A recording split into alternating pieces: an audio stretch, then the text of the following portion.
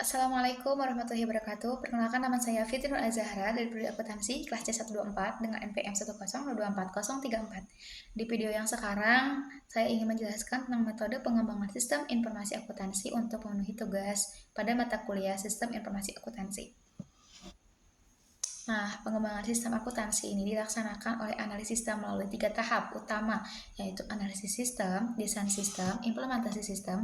Tahap analisis sistem merupakan tahap yang paling menentukan dalam proses pengembangan sistem akuntansi. Kesalahan yang terjadi dalam tahap analisis sistem akan mengakibatkan sistem akuntansi yang dirancang dan diimplementasikan tidak mampu memenuhi kebutuhan pemakai informasi.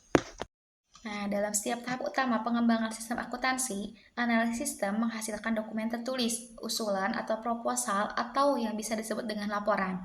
Dalam tahap analisis sistem, dokumen tertulis yang dibuat sebagai perencanaan analisis yang akan dilaksanakan oleh analis sistem disebut usulan untuk melaksanakan analisis sistem.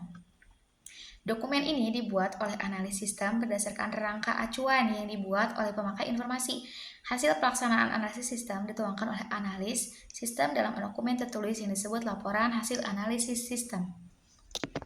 Nah, dalam tahap desain, analisis sistem 3 macam dokumen tertulis yang diserahkan kepada pemakai informasi.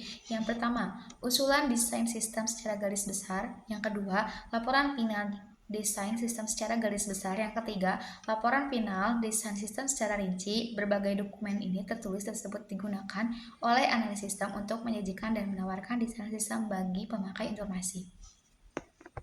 Nah, dalam tahap implementasi sistem, analis sistem membuat dokumen tertulis yang disebut dengan laporan final implementasi sistem. Laporan ini berisi 2 bagian, yaitu rencana implementasi sistem dan hasil implementasi sistem. Pendekatan konversi yang dapat digunakan analis sistem dalam mengonversi sistem lama dengan sistem baru adalah yang pertama langsung, yang kedua paralel, yang ketiga modular atau pilot project, dan yang keempat adalah phase-in. Nah, untuk mengomunikasikan hasil analisis sistem dan rancangan sistem kepada para pemakai informasi, analis sistem menggunakan simbol-simbol standar. Simbol standar digunakan oleh analis sistem untuk mencerminkan aliran data dan aliran dokumen dalam sistem bagan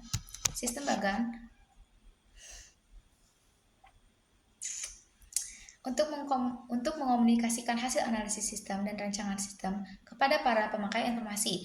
Analis sistem menggunakan simbol-simbol standar. Simbol standar digunakan oleh analis sistem untuk mencerminkan aliran data dan aliran dokumen dalam sistem. Bagan yang melukiskan aliran pengolahan data dalam suatu sistem informasi disebut dengan bagan alir data atau data flow diagram. Dan bagan yang menggambarkan aliran dokumen data suatu sistem informasi disebut dengan bagan alir dokumen atau document flow chart.